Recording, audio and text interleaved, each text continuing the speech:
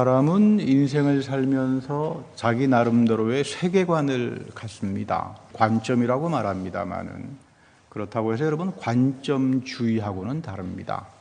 관점주의라고 하는 말은 상대주의입니다. 상대주의에는 진리가 없어요. 내가 사회를 살고 사람들을 만나면서 자기 나름대로의 관점을 가질 겁니다. 그러나 또 사람으로부터 배우기도 하고 내 생각이 이랬는데 이게 잘못된 생각이었구나 고치기도 할 겁니다. 성숙하는 거죠, 관점은. 그러나 내 관점주의는 이거다. 그러니까 난 무조건 이렇게 해야 된다. 그러면 피곤합니다. 중국 고사성어에 기인우천이라고 하는 말이 있죠. 기나라 사람 하나가 나무 밑에 앉아가지고 큰 한숨을 쉬면서 걱정을 했습니다. 왜 이렇게 당신 나무 밑에 앉아가지고 한숨을 쉬고 이 난리를 치느냐 그랬더니 저 하늘이 무너지면 어떡할까 그 고민 때문에 자기가 한숨과 염려를 쉬고 있다.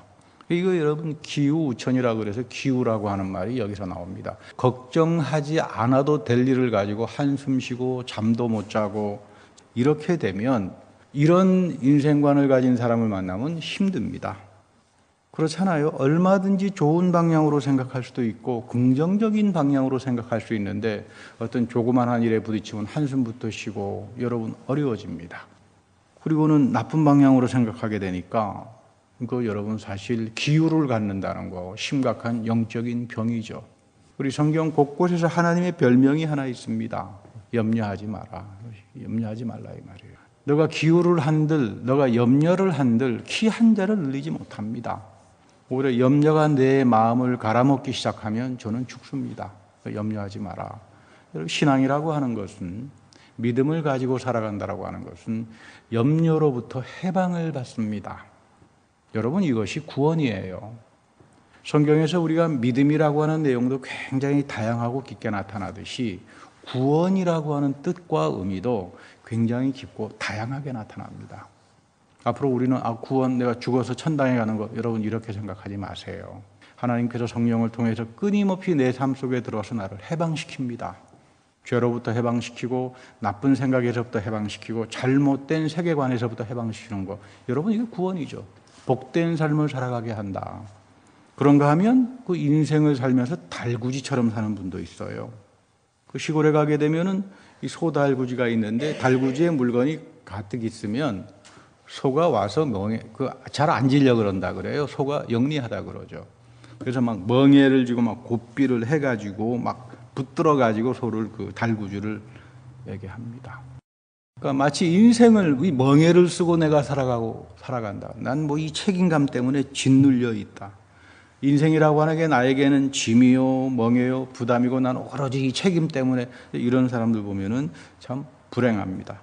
이런 분들 만나보면 입만 열면 하는 말이 불평입니다. 나는 이만큼 수고를 하고 난 이만큼 책임을 가지고 살아가는데 나에게는 돌아온 것이 없다. 멍에요 짐입니다. 그러니까 살만한 삶이 되지 않습니다. 오늘 이 시편 55장 16절에서 만나는 다윗이 이런 소달구지 같은 인생을 지금 이야기합니다. 다윗이 말합니다. 나는 저녁과 아침과 정오에 근심해서 탄식했고 나의 탄식 소리를 하나님께서 들어주셨다. 이스라엘 사람들은 하루 3번 하나님의 성소에 나가서 기도하는 좋은 습관이 있습니다. 다윗에게는 이 대적하는 자가 참 많았어요. 왕이라 그래서 여러분 무슨 권력을 누리고 살았겠습니까? 권력을 누리기도 하겠지만 그를 반대하는 사람, 그를 시기하는 사람, 다윗을 향해서 음모를 꾸미는 수많은 사람들 속에서 다윗이 참 이 고단한 소달구지 같은 인생을 살았다고도 볼 수 있습니다.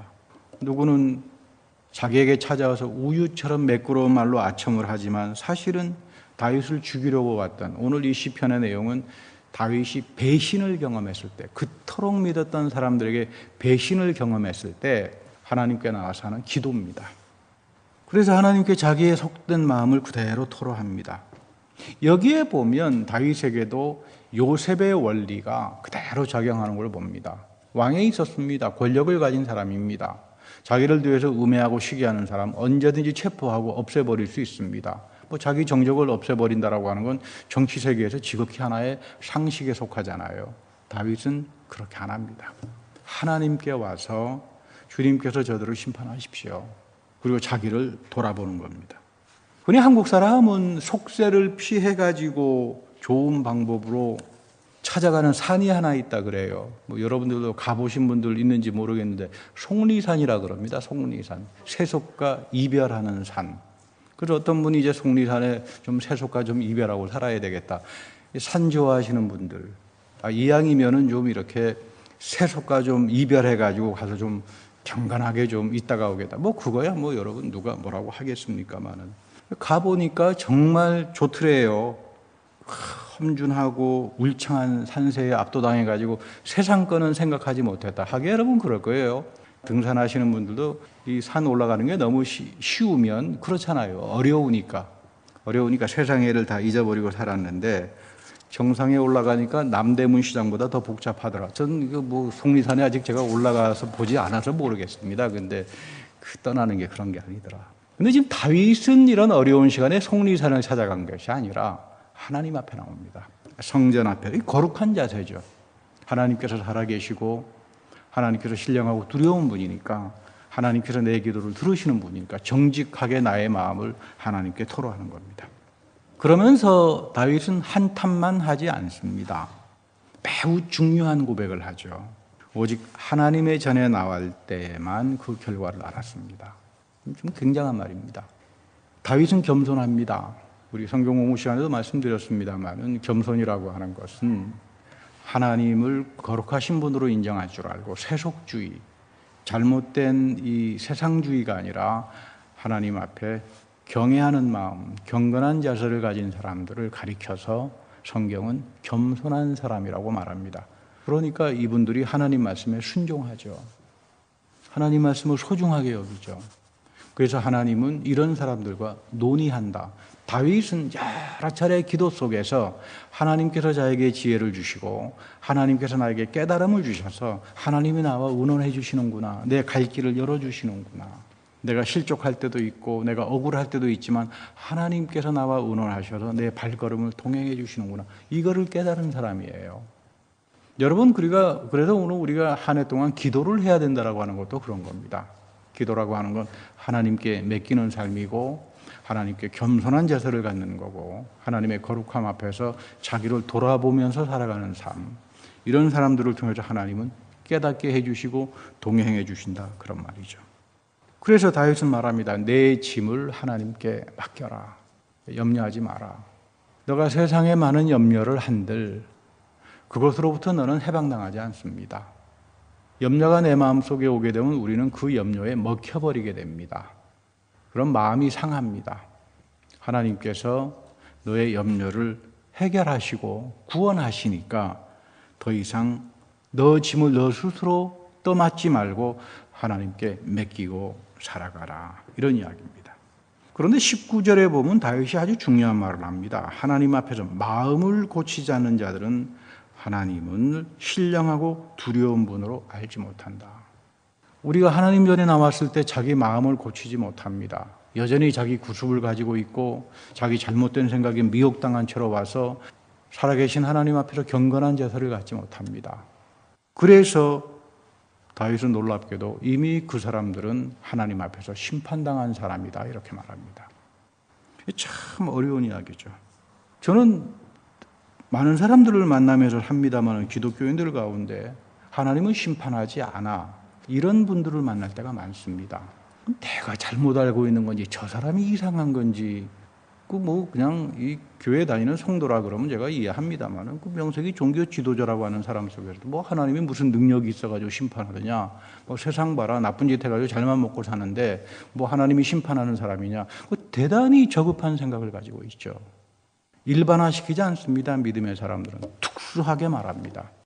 세상의 세속의 논리는 일반 논리입니다. 뭐 하나 가지고는 일반화시키는데 성경은 일반 논리를 절대 영접 안 합니다. 특수 논리입니다. 개개인의 구체적인 사건 속에서 하나님의 역사가 어떻게 드러나를 보냐라고 하는 것이 믿음이지, 뭐 세상에 나쁜 짓 많이 하는데 뭐 하나님께서 이렇게 할 수 있느냐, 그런 거는 신앙의 고백도 아니고 잘못된 생각을 가지고 있는 겁니다. 하나님께서 마음을 고치지 않고 부정한 태도를 가지고 하나님 말씀을 함부로 대하는 사람들 이미 심판당합니다. 그렇잖아요. 그런 심판 여러분들 많이 보지 않습니까?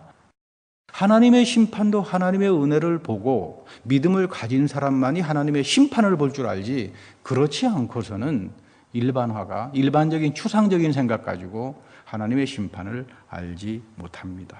바울은 오늘 에베소 본문에서 사람을 두 가지로 구분해서 말합니다. 하나님은 넌 옛사람이다. 다른 한 사람은 새사람입니다. 옛사람이라고 하는 건 어떤 사람인가? 옛사람을 규정하는데 옛사람은 허망한 자들이다. 이렇게. 이 허망이라고 하는 말이 무슨 뜻이냐면요. 계약을 맺었어요. 여러분 세상에 나가서 계약을 맺고 살잖아요. 집을 살 때도 계약을 맺지 않습니까? 뭐 하더라도 계약을 맺잖아요. 계약 맺어놓고는 계약대로 안 지키고 사는 사람들이에요. 허망한 생각이죠. 약속을 했으면 약속대로 살아야 되잖아요. 세상에서도 여러분 약속을 안 지키면 그 이상한 사람 되지 않습니까? 그러면 감옥 가지 않습니까? 자기가 한 계약을 지키지 않으면. 허망한 사람입니다. 신앙생활이라고 하는 게 하나님 앞에 와서 계약대로 살아가는 건데 하나님이 맺은 언약이 있습니다. 모세를 통해서 토라를 통해서 시내산에서 그런가 하면 예수 그리스도 사건 안에서 우리하고 언약을 맺습니다.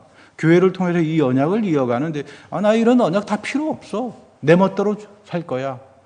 뭐 하나님 좋으신 분이니까 내 혼자 다 알아서 살 거야. 이 극단적인 개인주의자들이 속출하기 시작합니다. 그래서 허망한 자들이 돼버리고 말아요. 신앙은 인격입니다. 그 말은 하나님을 인격적인 관계로 만나가는 게 신앙이에요. 신앙이 없는 사람은 하나님을 아버지로 고백 못합니다. 여러분 어떻게 하나님의 아버지가 됩니까? 내가 계약 속에서 하나님의 말씀의 언약 속에서 이것을 준수하고 이 말씀대로 살려고 순종하는 겸손한 사람들에게 하나님은 인격적인 분으로 오신다 그 이야기입니다. 우리가 신앙생활하면서 허망해져 버리면 말씀을 떠난 삶을 살게 되면 하나님을 우리는 인격적인 분, 아버지로 고백 못합니다. 사람이 생각이 허망해져 버리게 되면 전혀 잘못된 생각에 하나님을 만들어 놓고 거기에 올인합니다. 허망해지면 우상숭배자가 되는 거죠. 자기 믿음에 미혹당하고 살아가게 되는 겁니다. 사실 여러분 성경을 보면 성경의 말씀은 다 봉인이 되어 있어요. 봉인이 되어 있다라고 하는 말은 닫혀 있다는 말입니다. 나의 이성적인 일반적인 내 상식을 가지고 여러분 성경을 읽으면 한 10% 정도가 열릴까요? 이해 못합니다. 아무리 똑똑해서 뭐 하버드 대학의 교수라 그래서 믿음이 없는 사람이 자기 지성을 가지고 성경을 이해하겠다고 100번 읽어봐야 몇 줄도 이해 못합니다. 그저 상식적인 도덕의 이야기 뭐 이 정도로 끝나지 그 세계가 다 닫혀 있어요. 이 봉인된 하나님의 세계가 열리는 게 하나님 나라입니다. 어떤 분들은 뭐 하나님 나라를 위해 가지고 뭐 이야기하는데 저는 참 이해가 안 될 때가 있습니다. 저 사람은 하나님 나라를 체험하고 하나님 나라가 뭔지는 알고 지금 저렇게 하나님 나라 이야기하는가? 자기가 체험하지도 못한 하나님 나라를 왜 남에게 하나님 나라 뭐 이렇게 난 이야기를 하는지 그것도 참 저는 잘 모르겠습니다. 하나님의 봉인된 말씀이 나에게 열려서 살아계신 하나님을 체험할 때 하나님의 세계, 하나님 나라의 은혜의 세계, 그 세계가 뭔 줄 압니다. 이 세계를 가지고 세상에 나가서 그 말씀의 가치대로 살아가는 사람을 가리켜서 우리는 하나님 나라의 실천, 하나님 나라를 쫓아가는 사람이라고 말을 하는 거죠. 사실 이 바울 시대에 가장 무서운 것은 기복신앙이 아닙니다. 여러 차례 제가 말씀드립니다만 기복신앙이라고 하는 건 뭐 그렇게 나쁜 건 아니죠. 자기 자식 잘 되라고 복 비는 게 기복신앙 아닙니까? 그 마음이 자식이 부모님이 자식을 위해서 뭐 잘 되길 바랍니다. 정한서 하나 떠놓고 그 마음을 우리가 나쁘다고 말하지는 않습니다. 우리에게 다 그런 마음이 있잖아요. 근데 전자로 성경에서 지금 바울이 편지 속에서 지금 경고하는 것은 세속주의입니다. 세속주의. 그리스 문화 속에 살면서 전부 다 이 세속주의가 돼버립니다. 혼합주의죠. 이것도 좋고 저것도 좋고 다 갖다 붙입니다. 하나님은 살아계신 분이 아니에요. 하나님은 사람이에요. 그리스 사람들에게.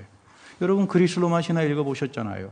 거기 무슨 그 신이라고 하는 게 다 인간적인 신들이지 살아계신 뭐 하나님하고 전혀 상관이 없죠. 이런 세계 속에 들어와서 살다가 보니까 거룩의 중심에서부터 다 떠나버립니다. 세속주의죠. 교회 와서 자기 멋대로 합니다. 여러분 고린도 교회 보면 엉망진창이 되잖아요. 교회가. 그 사람들이 나빠서기라기보다는 그 그리스 정신 문화가 그런 문화입니다. 그러니까 자기가 지금 교회에 와서 무슨 나쁜 짓을 하는지도 모르고 지금 그런 일들을 저지르는 거예요. 바울이 참 어렵습니다. 너희들은 하나님의 말씀의 약속과 거룩의 중심에서 떠나버린 자들이다. 그런 떠나버린 사람이 맨날 성령을 받았다고 그러고 뭐 이상한 체험을 했다고 그래서 그게 무슨 의미가 있겠어요? 그쪽으로 가지 마라. 세속주의로 가지 마라. 근데 여러분, 이 세속주의는 누구에게나 다 들어와 있습니다. 시편에 보면 하나님이 나에게 선한 생각으로 인도하신다. 제가 참 좋아하는 기도 제목입니다. 시간 날 때마다, 잠잘 때마다 주여 오늘도 나를 선한 생각으로 인도해 주십시오. 나의 생각과 행동과 말이 늘 주님의 마음에 합한 자로 살아가게 해 주십시오. 뭐 끊임없이 하는 제 기도에 가장 좋아하는 기도인데, 사실 이 말씀의 은혜를 받으면서도 나는 이런 은혜 가운데 있음을 모를 때가 많습니다. 한 유명한 대학에서 저에게 초청 강연이 와서 스카이프로 인터뷰를 하는데 1시간가량 참 잘했습니다. 그랬더니 아주 유명한 대학에서 와서 이번에 특강을 좀 해주십시오. 그래서 저는 옥석해져가지고 내가 인터뷰 엄청 잘했구나 그러고 이제 씩씩거리고 좋아했는데, 시편을 다시 읽어보니까 이거 영락없는 세속적이고 부패한 생각이 내 속에 들어와 있구나. 제가 늘 기도했잖아요. 하나님 나를 선한 생각으로 인도해 주십시오. 내가 인터뷰 준비하기 전에 하나님께서 나를 선한 생각으로 인도하셨구나. 왠지 모르게 이거 준비하고 저거 준비하고 준비를 참 많이 했거든요. 내가 똑똑해서 준비한 것이 아니라 생각이 나더라고요. 이런 부분을 준비하시오. 이런 부분을 준비해둬야 되겠다. 그랬더니 인터뷰하는데 하필이면 준비한 것만 물어봐요. 그러니까 청산유수로 대답하지 않겠습니까? 준비한 게 안 나왔으면 버벅거리면서 말을 했겠죠. 엄청 준비를 해놓으니까 물어보지 않은 것도 일부러 제가 말을 해가지고 한 20분, 30분 떠들고요. 가만히 생각해 보니까 이 선한 생각, 준비하는 마음을 누가 주셨어요? 하나님께서 주셨는데, 저는 세속주의에 닫혀 있으니까 내가 잘나가지고 인터뷰 잘한 줄. 여러분, 끊임없이 신앙생활이라고 하는 건 이 싸움이에요. 이거 내가 아직도 참 모자라구나. 내가 하나님 앞에서 참 교만하구나. 아직도 내 마음에는 이 세속주의적인 생각, 내 멋대로 내 마음대로 생각하려고 하는 이것이 여전히 뿌리 깊게 들어와 있구나. 시편을 다시 읽습니다. 하나님 나에게 선한 생각을 주셔서 이토록 모든 일들을 인도해 나갈 수 있도록 예비해 주셨구나. 여러분, 신앙생활이 이런 거죠. 우리에게 늘 넘어집니다.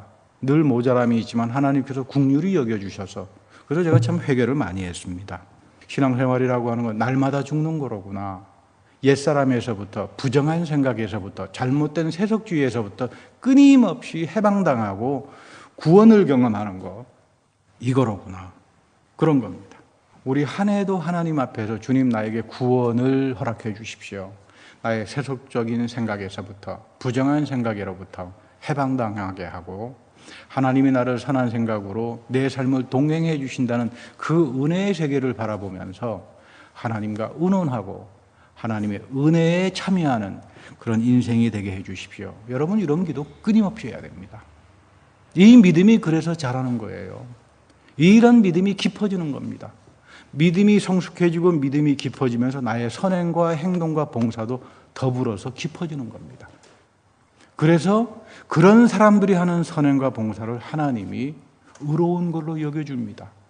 그 말은 뭐냐면, 내가 아무리 선행을 한다 그러더라도 하나님이 나의 선행을 의로운 걸로 여겨주셔서 나에게 보응의 열매를 주지 않는다면 그 선행도 여러분 참 허탄한 거 아니겠습니까? 내가 아무리 믿음이 좋아가지고 난 정말 주님을 위해서 살 거야 하지만 하나님이 나의 믿음을 의롭게 여겨주지 않으시면 그 믿음은 아무짝에도 쓸모없는 겁니다. 하나님이 나의 믿음을 의롭게 여겨주시는가? 하나님이 나의 선행과 내 삶을 의롭게 여겨주시는가? 여러분, 기도해야 됩니다. 하나님 항상 나를 선한 생각으로 인도해 주십시오. 그러다 여러분이 일이 형통하게 되면 내가 잘나서가 아니라 세속주의에 빠지는 것이 아니라 하나님이 이곳까지 나를 인도해 주시는구나. 그 감사하는 마음을 갖는 것, 이런 사람을 겸손한 사람이라고 합니다. 이런 사람들과 하나님은 동행합니다. 하나님의 뜻을 알려줍니다. 이 옛사람의 생활 양식은 어둠이라고 말합니다. 이 흐려지죠. 여전히 옛구습에 가다가 보면 말씀은 우리에게 와서 씻어줍니다. 말씀에 순종하는 사람들에게 여러분, 말씀은 오게 되면 맨 처음으로 여러분 아픕니다. 마음의 할례라 그러죠. 여러분, 설교를 들으면서 마음의 찔림을 경험하는 사람들은 대단히 복된 사람들이에요. 성령께서 역사하는 겁니다. 와서 나를 씻겨냅니다. 씻어냅니다. 부정한 데서부터 찢겨내니까. 그래서 여러분, 구약에서 늘 예언자들이 하는 얘기가 그러잖아요. 너희들은 겉으로나 할례 받았지 왜 마음에 할례가 없는 자들이다. 찔리라 이 말. 하나님 말씀 앞에서 찔리는 자들, 그 사람들이 죄의 소나기에서부터 잡히지 않고 살아가죠. 내가 더 이상 과거에 이러이러한 일로부터 내가 다시 반복되는 삶을 살지 말아야 되겠다. 그런데 이 말씀의 진리를 받지 못하는 사람들, 말씀을 경건하게 대하지 못하고 말씀에 순종하지 못하는 사람들은 어두움에 갇히게 됩니다. 내 눈은 아무리 밝더라도, 내 자신은 참나 총명한 사람이야 그러더라도 이런 세계를 모르는 사람은 그렇게 바보스러울 수가 없잖아요. 그렇습니다. 이 원래 마음이 굳어져 있다라고 하는 말은 석회석과 같다. 너 마음이 석회석과 같다. 여러분, 마음이 석회석처럼 되어버리면 구제불능하잖아요. 완전 구제불능이 되어버리죠. 성경의 표현에 따르면 이 양심의 화인을 맞았다. 완고하다가 보니까, 어둠이 나를 지배하다가 보니까 나중에는 무슨 하나님의 말씀을 들리더라도 죄책구식도 없고 찔리는 것도 없고 결국은 양심의 화인을 맞아버립니다. 가장 불행한 사람들이죠. 우리가 끊임없이 예배 속에 들어와 가지고 양심의 화인을 받은 상태, 석회석처럼 굳어진 마음에서부터 구원을 경험하는 게 여러분 예배의 목적입니다. 주님, 오늘도 이 예배 속에서 하나님 마음에 합한 자로 살아가게 해주십시오. 내 마음에 할례를 가지고 살아가게 해주십시오. 이게 강팍해졌다 이런 말을 하는 거죠. 여러분, 자동차가 브레이크가 없으면요 큰일 나잖아요. 사고 당할 수밖에 없습니다. 인간의 삶에도 브레이크라고 하는 게 있죠. 이 양심이라고 하는 거죠. 죄를 두려워하는 양심일 수도 있고, 바른 것을 생각하는 이성일 수도 있고, 자기를 절제하는 도덕일 수도 있습니다. 근데 사람이 석회석과 같은 완고함을 쫓아가지고 살다가 보면 인간에게 브레이크가 끊어져 버려요. 세상에서 이 브레이크가 끊어져 버린 사람들을 가리켜서 불행한 사람이라고 말합니다. 성경에서는 너희들이 하나님 말씀 앞에서 내 믿음이 깊어지고 성령을 통해서 끊임없이 깨닫고 자기를 반성하면서 살지 않으면 너희들도 똑같이 허망한 자들이 될 수밖에 없고 결국 어둠 가운데 거할 수밖에 없다, 이렇게 말합니다. 지금 놀라운 이야기는 바울이 지금 세상 사람을 가리켜서 하는 이야기가 아닙니다. 여러분과 저처럼 하나님을 믿는 사람들이라고 하는 사람들에게 하는 이야기입니다. 이거 중요합니다. 세상 사람들이 하나님 믿지 않으니까 이 말씀하고 상관이 없잖아요. 근데 정작 너희들은 지금 하나님을 믿는다고 들어와 있으면서 여전히 그리스적인 문화, 정신세계, 무엇이 올바름이고 무엇이 하나님 앞에서 거룩함이고 이건 모르고, 그래서 지금 바울이 이야기하는 거죠. 우리는 그리스도를 그렇게 배우지 않았다. 그리스도의 복음을 잘못 배우지 말라 이 말이에요. 그리스도의 복음을 잘못 배우게 되면 결국 허망한 자가 되고 내 삶에 브레이크가 끊어져 버리게 되고 하나님의 생명에서부터 떠난 자가 되고 만다. 누구를 위해서? 예배소서 교인들을 향해서 하는 이야기입니다. 이거 우리가 참 명심해야 돼요. 우리가 그리스도를 잘 배워야 됩니다. 그래서 우리가 열심히 성경을 읽습니다. 내가 하나님 앞에서 겸손해지고 경건한 태도를 가지면서 주님의 동행하심을 내가 체험하기를 원합니다. 그래서 오늘 바울은 새 사람이라고 하는 건 무엇일까? 새 사람이라고 하는 말은 옛사람을 쫓는 걸 벗어버리고 성령으로 새롭게 된다. 여러분, 기적 중에 가장 큰 기적은 내가 변하는 겁니다. 저는 무슨 홍해의 기적이라 할지 부활보다 더 큰 기적은 하나님께서 하시니까 할 수 있겠지만 가장 큰 기적은 내가 변한다는 겁니다. 내가 새로운 존재로 새로운 피조물이 된다. 여러분, 이거 쉽지 않습니다. 그래서 거룩함으로 진리로 지으심을 새롭게 받아라. 너 다시 태어나야 된다 이 말입니다. 그래서 23절에 보면 마음의 영을 새롭게 하라. 영을 새롭게 하라. 이 영은 성령이 주시는 거죠. 이 영을 새롭게 해라. 이 영 속에 하나님께서, 성령께서 역사하시니까 너희 안에는 영을 더럽히지 마라. 영이 새로워지지 않으면 내가 하나님 앞에서 새 사람을 입지 못합니다. 바울이 자기를 쳐서 복종시키라고 합니다. 근데 여러분, 이거 얼마나 어려운지는 누가 아냐 하면요, 안 해본 사람들은 모릅니다. 쳐서 복종시켜? 쳐서 복종시킬 게 있어야 내가 쳐서 복종시키지, 이렇게 생각할 수 있는데 진짜 이 말씀대로 쳐서 복종시키려고 살아본 사람은 아이고, 나를 이긴다라고 하는 게 불가능이로구나, 이걸 깨닫습니다. 저도 저를 쳐서 복종시키려고 무진장 애를 써봤지만 안 돼서 결국 내가 마지막 만난 것은 그리스도의 은혜입니다. 내가 이 정도밖에 안 되지만 하나님께서 채워주시고 모자란 부분들은 엮어주시고 하나씩 하나씩 깨닫게 하시겠지. 하나님께서 나에게 입혀주시는 새 옷을 입어야 되겠지. 옷이라고 하는 건 그 사람의 신분을 말하죠. 귀족은 귀족에 맞는 옷을 입을 겁니다. 노예나 하인은 노예나 하인에 맞는, 종에 맞는 옷을 입을 겁니다. 주인은 주인에 맞는 옷이 있을 거라고요. 우리가 하나님의 신앙세계 속에 하나님의 자녀의 삶을 살아가게 되면 하나님의 자녀로서 걸맞는 영적인 옷을 입고 살아야 됩니다. 여전히 구습의 옷을 가지고 내 마음을 부정하게 살아간다면 여러분 이거는 문제가 될 수밖에 없죠. 제가 그 스위스에서 교회를 섬길 때요, 그 연주하시는 분이 있어서 뭐 아주 중세 때 아주 고전 악기를 뭐 연주한다 그래서 참석을 한 적이 있습니다만, 연주자가 긴장을 해서 그런지 한국의 중요한 파트를 빼먹고 연주를 했어요. 뭐 저는 음악을 잘 모릅니다. 근데 저처럼 문외한이 알 정도면 거기 전문가들 쭉 앉아 있을 텐데 아차 싶더라고요. 큰일 날 텐데. 그런데 이 연주자가 아무렇지도 않게 뻔뻔할 정도로 연주를 딱 마치더라고요. 제가 물었습니다. 자매님, 그거 내가 보기에 틀린 것 같은데 그거 어떻게 그렇게 뻔뻔하게 연주를 잘하십니까? 그랬더니 목사님 잘 보셨대요. 근데 이분이 저에게 명언을 하더라고요. 좋은 연주자는 과거의 실수에 연연 안 합니다. 아이고 내가 지금 연주하다가 잘못했구나 그러면 연주 망친대요. 잊어버리고 가라. 이 음악의 세계 속에서도 신앙의 경주의 원리가 있구나. 여러분, 신앙은 다른 박질하는 거예요. 우리 사도 바울 선생이 신앙은 달리기 하는 거다. 여러분, 달리는 사람이 뒤를 보고 뛰면은 어떻게 되겠습니까? 나는 하나님의 옷을 입고 살아야지 하면서 뒤로 보면서 난 옛날 구습에 자기 부정한 생각에 자꾸 끼어가지고 있으면 여러분, 그 사람은 달리기에서 탈락할 수밖에 없습니다. 신앙은 떠나는 거예요. 세속주의에서 석회석과 같은 잘못된 생각에서부터 떠나는 거예요. 앞을 봐서 가는 겁니다. 내가 잘못했으면, 과거에 잘못한 것이 있으면 하나님께서 용서하신다. 그리고 하나님께서 나를 새롭게 하신다. 그리고 그 징표로 하나님의 성령을 통해서 과거의 죄를 깨닫게 합니다. 하나님이 기억해서가 아니라 내가 다시는 과거의 구습에로부터 그 죄의 소나기에서부터 벗어나야 되겠다. 그래서 여러분, 성령이 여러분들에게 오시게 되면 깨닫게 하잖아요.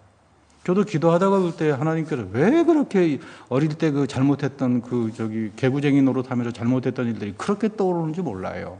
하나님께서 그거를 다 기억하면 나는 어떻게 삽니까? 그랬더니 하나님은 다 잊어버렸대요. 그런데 너 그 기억이 나야 성령께서 두 번 다시 그 잘못된 길로 가지 않을 거 아니냐. 그래서 제가 아멘 했죠. 성령께서 깨닫게 하는 것도 큰 은혜다. 반복하지 않게 하니까. 누가복음 15장의 말씀은 유명한 탕자의 비유의 이야기입니다. 이 거짓골이 다 돼가지고 아버지께 왔어요. 그래놓고는 알고 하늘과 아버지 앞에 죄를 지었습니다. 이제는 품꾼으로 써주십시오. 근데 이 본문을 가만히 들여다보면요, 여러분, 품꾼도 아무나 합니까? 그 일해본 사람이 품꾼을 해요. 그렇죠. 누가 품꾼으로 써줍니까? 능력이 있을 때 품꾼으로 쓰는 거죠. 부자 아버지 돈 가지고 와서 재산 탕진하고 지멋대로 살다가 온 사람이 무슨 품꾼으로 삽니까? 세상에서도 품꾼으로 살지 못했습니다. 돼지 치다가 끝났잖아요. 쥐염 열매 먹다가 끝난 인간입니다. 아무런 능력이 없는 사람이에요. 뻔뻔하죠. 아버지 나를 품꾼으로 써주십시오. 제가 그래서 이 본문을 읽을 때마다 참 이 두 번째 아들, 이 인간은 참 뻔뻔한 인간이다. 근데 이게 내 모습이에요. 하나님께서 나를 볼 때 얼마나 뻔뻔한 놈으로 볼까. 품꾼의 능력도 없어서 품꾼으로 써죠. 그런데 하나님께서는 용서와 긍휼의 옷을 입혀주었습니다. 하나님께서는 끊임없이 오늘도 우리에게 오셔서 용서와 긍휼의 옷을 입혀주길 원합니다. 이 옷을 입고 살아가라. 그 옷이 예수 그리스도입니다. 예수 그리스도의 복음 안에 나타난 교회, 예배, 설교, 성만찬, 기도, 이 모든 것들이 우리에게 주님께서 입혀주시는 용서와 긍휼의 옷입니다. 여기에 맡기고 사는 사람들에게, 여기에만 올인하는 사람들에게 올해 한 해도 하나님께서 열어주시는 놀라운 기적과 그 은혜를 경험하게 될 겁니다. 여러분들의 신앙이, 그리고 이 교회가 이 하나님의 은혜에만 맡기고 사는 그런 귀한 삶이 되기를 축복합니다. 기도하겠습니다. 주님, 우리는 세상에 나가 살면서 많은 염려가 있고 불평이 있고 고민이 있지만 우리 주님께서는 거기서부터 해방을 시키고 구원을 받으라고 합니다. 우리가 이 한 해 하나님 앞에 살아갈 때 주께서 베풀어 주시는 은혜를 기억하며 하나님 앞에서 경건한 태도를 가지고 주의 말씀을 사랑하며 주께서 나와 더불어 의논해 주시고 내 삶을 지켜주시는 하나님의 귀한 동행 가운데 거하게 하여 주옵소서. 늘 주님의 용서와 긍휼의 옷을 입고 살아가며 세상에 나가 살아갈 때 하나님의 권능을 붙들고 살아가는 주님의 귀한 성도들이 다 되게 하여 주옵소서. 우리 구주 예수 그리스도의 이름으로 기도합니다. 아멘.